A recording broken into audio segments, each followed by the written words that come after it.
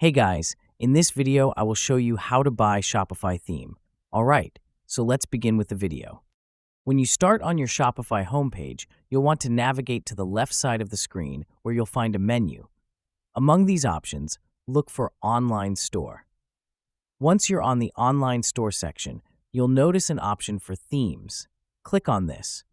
This section is vital because themes decide how your store looks and feels to first-time visitors.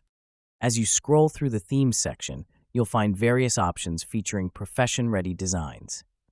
Next, look for the option that says Visit Theme Store.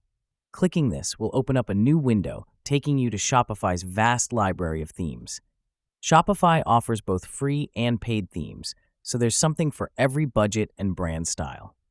If you're looking for something specific or have a certain style in mind, you can easily find it by using the search bar at the top of the theme store. This is a great tool for filtering themes based on needs, like the industry type or specific visual elements you might want. Once you found your theme, click on, and then you will see an option saying Trying Theme. Click on it, and this theme will be added on your store library.